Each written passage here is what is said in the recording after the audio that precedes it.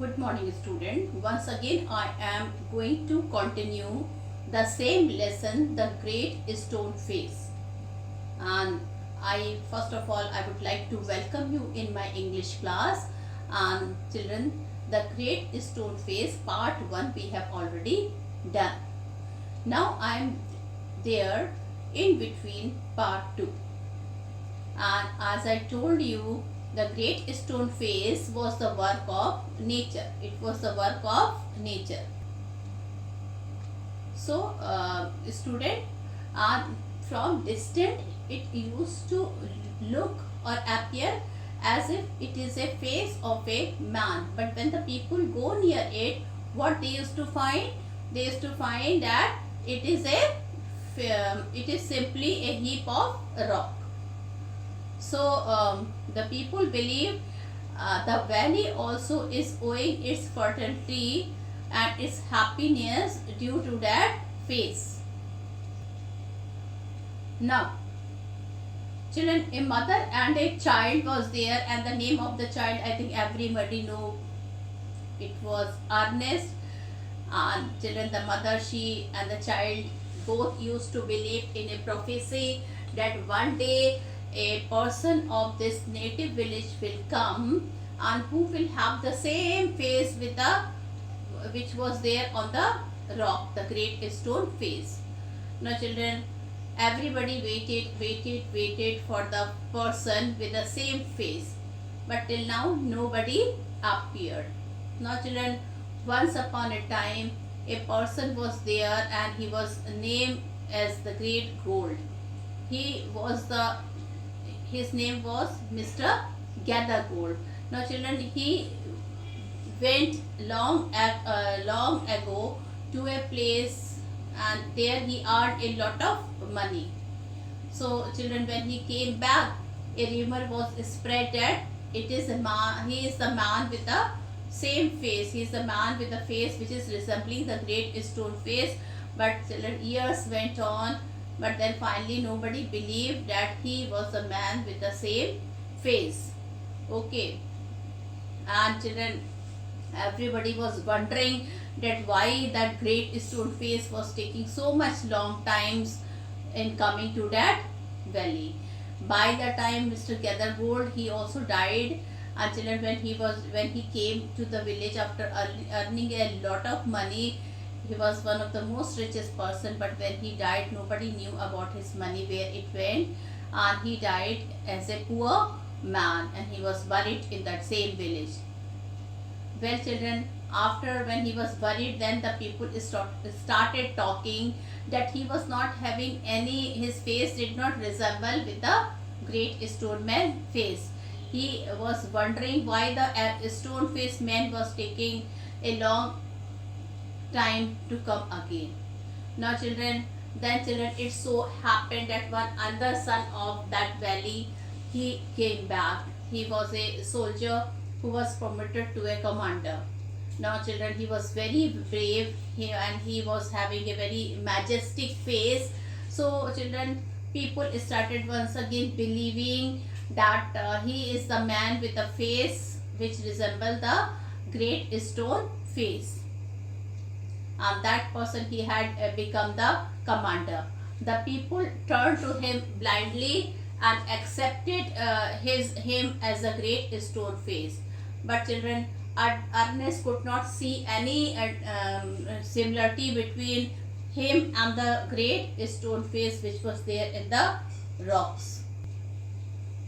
In the meantime, children, this small boy, he turned into a young man. He was having a majestic face with a glow on his face and on his skin.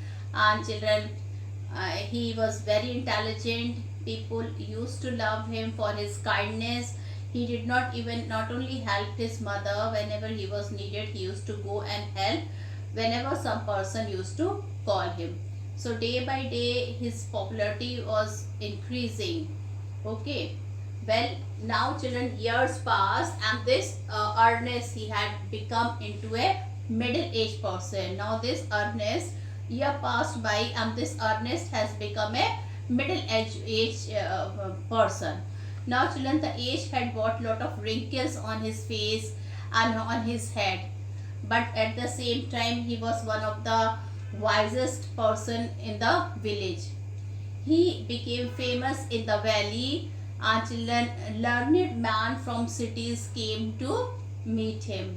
He was becoming so famous that so many people from other places came to visit him. Children, when Ernest was growing old, okay, a new poet who also claimed to be the native, uh, he also claimed to be that that village was his native place. He came back in the valley. He also arrived in the valley, and he had in some time children, he used to speak very high of that great stone face in his poem. Well children, even Ernest had read his poetry, okay, and he loved to read his poetry because sometimes children, he used to narrate about the great stone face. And children, he started feeling that he is the person, Ernest, even Ernest along with the other person, he started feeling that he is the man, he is a man, that he is having the likeness with the great stone face. Now student, I am going to continue the lesson. Till now I have revised whatever we have read, and children, I am here at page number 133, the last paragraph of page number 133. Now, so children, that poem came one day children, the face one day the person, the poet, even he had heard about Ernest. And children, one day Ernest once again he started seeing at the great stone face, and in his mind he used to talk with that face. And what did he told? He told, "Oh great stone face," he said, "is not this man worthy to be your likeness?" The face seemed to smile but did not answer. The face seemed to smile but it did not answer. Now it happened that the poet, though he lived so far away, had not only heard of Ernest but had thought much about his character and wished to meet this man whose wisdom walked hand in hand with the noble simplicity of his life. Now children, Ernest, this person, the poet, had also heard about Ernest, and children, he wanted to meet him. He wanted to know that why he had become so popular, and children, he wished to meet the man whose wisdom walked hand in hand with the noble simplicity of his life. That means he was not only a simple person, okay, with full, but he was a person with wisdom. And children, he was simple and noble hearted person. So he also wanted, the poet also wanted to meet him. One summer day, therefore, he arrived at Ernest's door, where he found the good old man holding a book in his hand. So one day children, he came to his door. He came to the house of Ernest. At that time, what Ernest was doing, he was reading a book in his hand, and children, he was reading with a finger between the leaves, looked lovingly at the great stone face. And children, at the same time children, what he was doing, he was looking at the reading also, as well as he was looking at the great stone face. By the time poet came near him, and he wished him good evening. "Good evening," said the poet. "Can you give a traveler a night shelter?" Now children, that poet asked him, he had heard about his generosity. So he asked him, "Will you give a shelter to me with and I have heard about your noble nature. So I am a stranger, I am a traveler, and would you like to give me a night shelter?" Gladly answered Ernest. What did Ernest told? Gladly. And then he added, smiling, "I think I never saw the great stone face look so hospitably at a stranger." Children, Hospitably means kindly. Some of the new word meaning I have written, I am going to read it. Hand in hand means together. Hospitably, in a friendly manner. Hospitably means in a friendly manner. Flung. Flung means offered. Gifted with natural talent. What do you mean by gifted? Gifted means with natural talent. Shook, moved. What is the meaning of shook? Shook means move. So children, I was reading this word. Hospitality is made in a friendly manner. So children, he is telling, Ernest told, oh of course I will be glad to give you shelter. Children, then he added smilingly, I think I never saw the great stoneface look so hospitably at a stranger. He is telling, at the same time I can feel that great stoneface is looking with you in a very hospitable manner, in a very gentle and in a very kind manner to you. Page number 134, student. Now please open your book at page number. So open your book at page number 134. The poet sat down beside him and he and Ernest talked together. The poet sat down beside him and he and Ernest talked together. Never before had the poet talked with a man like Ernest. Now children, when they both started talking, this poet, he started feeling that Ernest is very nice person. He is one of the best person he had ever met. So wise and gentle and kind. What he felt, that he is very much kind, he is very much gentle, and children, of course he is one of the wisest person he has ever met. So on the other hand, was moved by the living images flung out of the poet's mind. And children, Ernest, on the other hand, children, Ernest at the same time, what he was thinking, he was moved by the living images flung out of the poet's mind. Now children, Ernest was thinking about the living images which the poet has described in his poem. As Ernest listened to the poet, he imagined that the great stone face was bending forward to listen to. When he was listening the poems of that poet, what he felt even the great stone face wanted to listen to his poem. He felt that he is bending his ear towards them.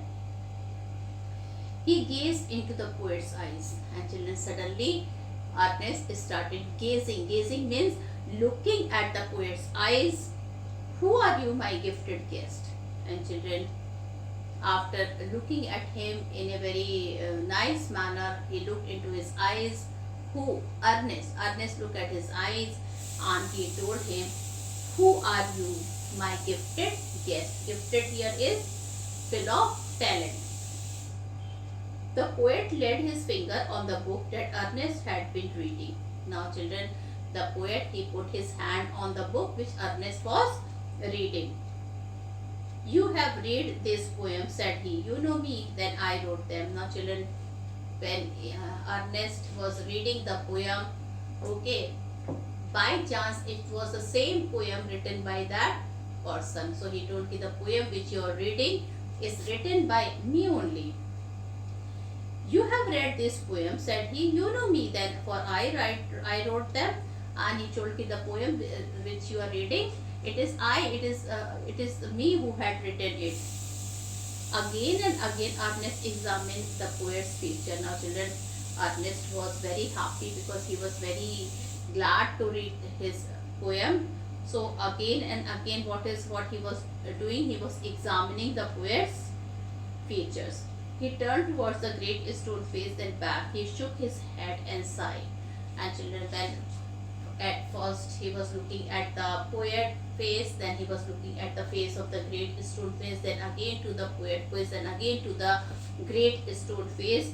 In that, then finally he sighed. Why are you sad? Inquired the poet. Now the poet told, why are you sad? Because, replied Ernest, all through life I have awaited the fulfillment of a prophecy And when I read this poem, I hope it might be fulfilled in you. Now, children, what did Ernest told to him? He told, "This is all my life. I am a middle-aged person, okay. And since when I was a child, I had faith in that prophecy that one day a great person will come whose face will resemble the face of the stone, the face of the stone face which is there in the mountains. And when I read your poem, I thought it must be you. But today I'm having this feeling that it is not you. Still, we have to wait for someone.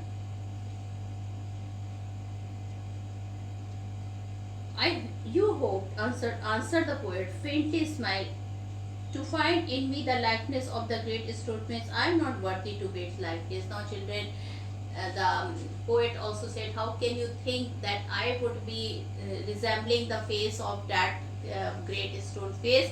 I am not such a great person what you are thinking of. I am just a normal person, ordinary person.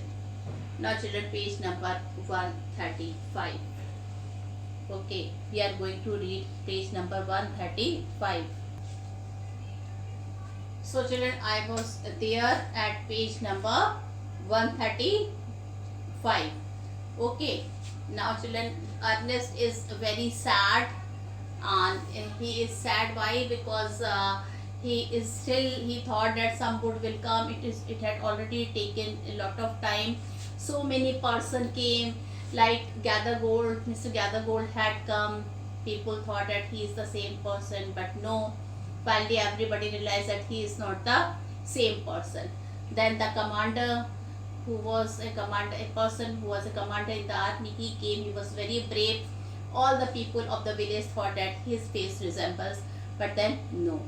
Now, children, this man Ernest, when he was reading the poems of this poet, he thought he must be the same man whose face is resembling. When he came, he thought that he is the man, but when he started looking at his eyes, he felt that no, he is not the same person. So now let's see what happened. Page number 135. And why not? Asked Ernest. He pointed to the book. Are not those thought worthy? So, children, the poet thought, how can you say that my face is resembling the face? He thought, because such a nice poem you have written, so many thought which is full of wisdom is there. So, I thought it must be you. You can hear in them the distant voice of a heavenly song. And, children, he told, in my poem, one thing you will find, you will distant is coming from far off. Okay, and heavenly is related with heaven. So he is telling, in my poem you can see the voice of the God is there. That means my poem is full of wisdom. All good thought is there in my poem. But my life, dear Ernest, has not corresponded with my thought. Corresponded is being harmony with. Correspondent means being harmony with. So he is telling that, but my life is not equal to, it is not been in harmony with my thought. I have had grand dreams, but they have been only dream. He thought I used to dream a lot, very high dream. I used to dream, but then it only turned to be a dream. It never turned into be a reality. Sometimes I lack faith in my own thought. He thought sometimes, children, he told I sometimes lack faith also. Sometimes I feel that my thought will be fulfilling one day. Okay, but then sometimes he felt a lack of faith in his thought. Why then, pure seeker of the good and true, should you hope to find me in the face of the mountain? Now he's telling, see, I don't have faith in my thought, in my poem. How can you have faith in my face, which is going to be, as you told, which will be resembling with the face of the which is there in the mountains?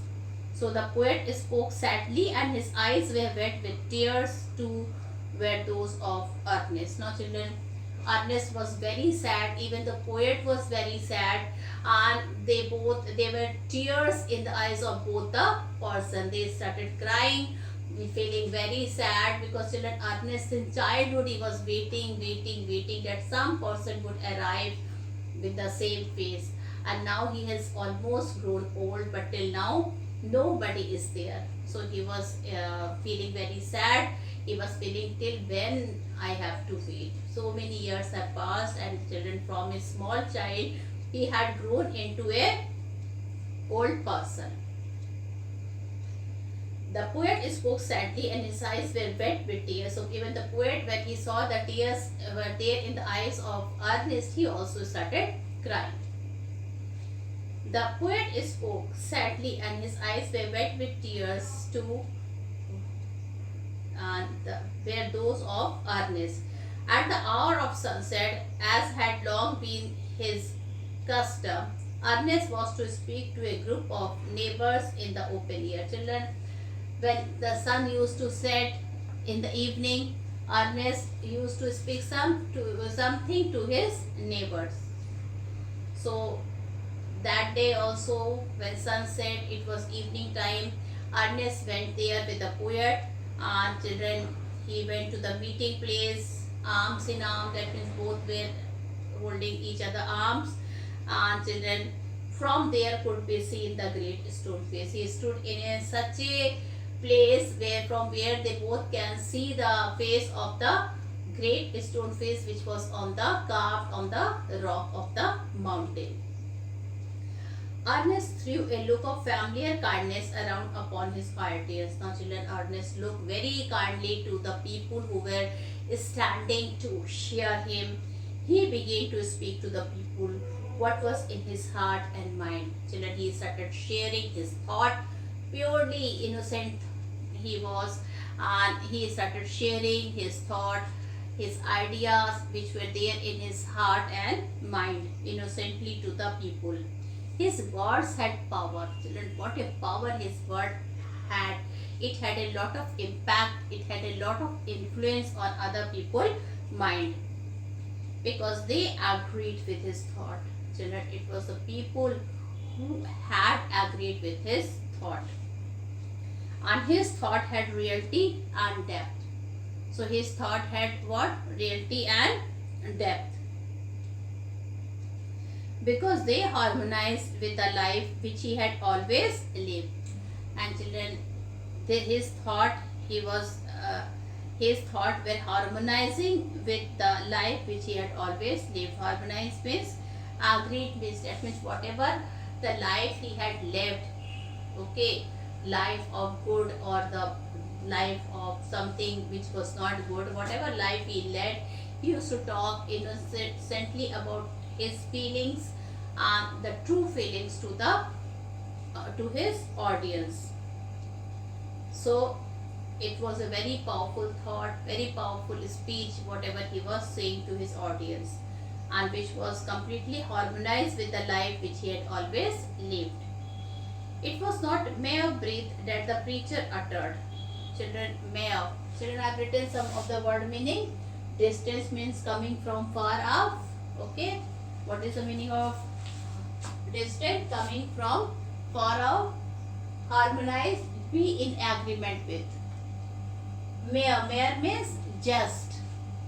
Preacher, teacher. Uttered, spoke, actions, deeds. Diffuse, spread. What is the meaning of diffuse? Spread. And then behold. Behold means see. Behold means see. So, children, what happened? Now, children, his thoughts were harmonized with the life which he had always lived. It was not mere breath that the preacher uttered, they were the words of life. So it was the life which he had led, and children, all his experience he was sharing to them. A life of good deeds and selfless love was melted into them. Maximum, children, his life was mixed with good deeds and nobler thought. So there was a good deeds and selfless love was melted into them. The poet, as he listened, felt that the life and character of Ernest were a nobler strain of poetry there than he had ever written. Now, children, even the poet, he was looking at him in a wonderful manner, and children, he was feeling that Ernest is a nobler strain of poetry than he had ever written. He is more than a poetry. Whatever thought he used to write in his poetry, he was thinking that Ernest is more than his poetry, okay, and he had ever written. His eyes filled with tears, and he said to himself that never was there so worthy essays as that mild, sweet, thoughtful face with the glory of white hair diffused about it. Now, children, as the poet was hearing to Ernest, a nobler thought was coming. The more he was listening, the more this thought was affecting his mind. What he was thinking, he started crying. Suddenly, the poet started crying. Tears came into his eyes, and he said to himself that he had not seen such a worthy person. When he listened to the thoughts and speech of Ernest, he started crying. He told that I have not seen such a worthy person, and he is like a sage. Sage means a wise person. He is, he is so mild, sweet, thoughtful face. Now, children, he started looking at his face, which was very soft, sweet, thoughtful, which was serious with thoughts. He was having a thoughtful face with a glory of white hair diffused about it. Diffuse means spread all around. As well, now children, but he was aged, he can see his white hair was spreading on his head. At a distance but clearly to be seen, high up in the golden light of the setting sun, appeared the great stone face. And children, suddenly his eyes fall when the sun was going to set. His eyes fall on the face. Okay, which face? The face of the stone, the great stone face. Firstly, he was looking at Ernest, and he had thought, he started crying that he had never seen such a sweet, such a face, thoughtful face, sweet with a full of glory and white hair spreading upon his head. Okay, and suddenly, children, he had seen his eyes fell on the face which was there on the rocks, and at a distance but clearly to be seen, high up in the golden light of the setting sun. A golden light was there, the last rays of the sun as the sun was going to set. And what he felt that the white, children started looking with white mist around it. Suddenly he had seen the golden light of the sun was falling, as well as the mist has also started appearing as it was evening time. At that moment, Ernest's face took on an expression so grand that the poet was moved to throw his arm up and shout, "Behold, behold!" Okay, children, suddenly his eyes again fell on Ernest's face. He was speaking something, and the man, the poet, he had stood suddenly with his hand raised, and he told to Ernest, "Behold, behold." Behold means to see. Behold means I have written here to see. Ernest is himself the likeness of the great stone face. Now, children, he started shouting that if you will see, you can see that Ernest is having the same stone face which is there on the rock. Then all the people looked, and suddenly when he said this student, all the people started looking at Ernest and saw that what the poet said was true. And children, what he told that everything was true. The prophecy was filled. Children, everybody started shouting that the awaited, much longer awaited prophecy had come true. But Ernest, having finished what he had to say, now children, everybody was around Ernest, very happy. He started telling that the Ernest face is resembling the great stone face. But children, Ernest, he started whatever speech he had, it was there in his mind. He was about to finish that speech, and children, having finished what he had to say, took the poet's arm and walked slowly homeward. And children, he took the poet arm and he took him to his house, still hoping that some wiser and better man than himself would by and by appear. What he had hoped, that though everybody believed that Ernest is the man whose face resembled with the face of the great stone face, which was there on the mountain, but Ernest still believed what, that some wiser man than himself, some better man than himself would one day arrive, and children, he would be resembling to the great stone face. Okay, everybody believed, even the poet, when he had seen his face, he believed that it is the face of the Ernest which is resembling the great stone face.